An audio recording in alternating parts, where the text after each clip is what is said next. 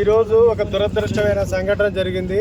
Sales promotion employees అయినటువంటి అఖిలేష్, ఇతను అలంబిక్ ఫార్మాలో ఎలైనా డివిజన్లో పనిచేస్తున్నాడు. ఇతని యాజమాన్యము జోనల్ సేల్స్ మేనేజరు రుద్రయ్య, అట్లాగే రాజేష్, నిఖిల్ అనేటువంటి లైన్ మేనేజర్స్ ఎవరైతే ఉన్నారో కంపెనీలో తీవ్రమైన మానసికమైన ఒత్తిడికి పెట్టడం వల్ల సేల్స్ నువ్వు గనక చెయ్యకపోతే నిన్ను ఏ కంపెనీలో కూడా ఉండనియము, ఈ ఇండస్ట్రీలో మార్కెటింగ్లోనే నిన్ను ఉంచము, నీకు ఈ రకమైనటువంటి శిక్ష పడుతుంది.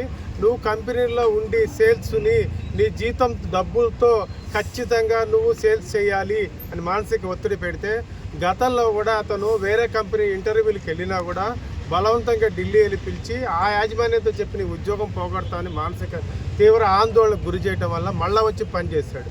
ఈ రకంగా ఇతను బయటికి వెళ్ళిపోయి రిజైన్ చేసి నేను ఉండను ఈ కంపెనీలో అని చెప్పినా కూడా గత రాత్రి అంటే 4వ తారీఖు ఇది సంఘటన జరిగింది. అతను ఉరిపెట్టుకుని చనిపోవడం జరిగింది మానసిక తీవ్ర ఆవేదనతో. ఆ ముందు 2 గంటలకు ముందర యాజమాన్యం అందరూ కూడా ఫోన్ కాన్ఫరెన్స్ కాల్లో పెట్టి ఖచ్చితంగా నువ్వు ఈ కంపెనీలో ఉండాల్సిందే, కంపెనీ వదిలి వెళ్ళిపోతే డబ్బులు తీసుకుంటామని చెప్పడం జరిగింది. ఇది ఒక భాగం కంపెనీ చేసినటువంటి దుర్మార్గమైనటువంటి తీవ్ర ఒత్తిడి.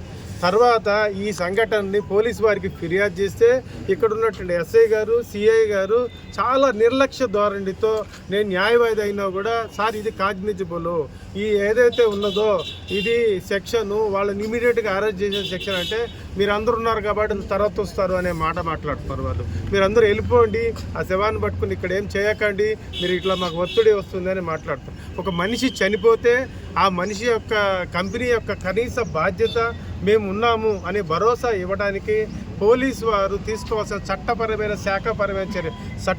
చర్యలు తీసుకోండి అని చెప్తే ఎస్ఐ గారు తీసుకెళ్ళి సిఐ గారిని కలిపారు.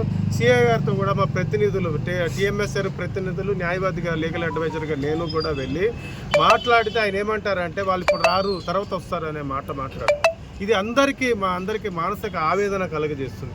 ఒక మనిషి చనిపోయాడు, ఒక మనిషిని చంపబడ్డారు అని చెప్పారు. కల్పబుల్ హోమోసైడ్ అని అంటే ఒక మనిషిని దుర్మార్గంగా చంపబడింది సార్. ఈ చంపబడినప్పుడు చట్టాన్ని రక్షించవలసిన పోలీస్ అయినటువంటి స్టేషన్ ఆఫీసర్ అయినటువంటి మీరు ఇమీడియట్గా మీ సబార్డినేట్ అయినట్టు ఎస్ఐ గారికి ఆర్డర్స్ ఇచ్చి వాళ్ళని తక్షణమే కోర్టులో ఇక్కడికి వచ్చి పోలీస్ స్టేషన్లో ప్రవేశపెట్టుకొని చట్టపరమైన చర్యలు తీసుకోవాలని చెప్పి మేము ఒత్తిడి చేస్తే వాళ్ళు చాలా నిర్లక్ష్యంగా ప్రవర్తిస్తారు. కాబట్టి ఈ రకంగా చేయటం అనేది వాళ్ళు ఒక కంపెనీ దుర్మార్గం చేస్తే పోలీసు వాళ్ళు ఈ కల్ప్రిట్స్ని ఎవరైతే కుట్రదారులను కాపాడటంలో కూడా ఆలస్యం చేయటం వల్ల కాపాడటం జరుగుతుంది. కాబట్టి పోలీసు వాళ్ళని ముఖ్యంగా డిమాండ్ చేసి ఏంటంటే తక్షణమే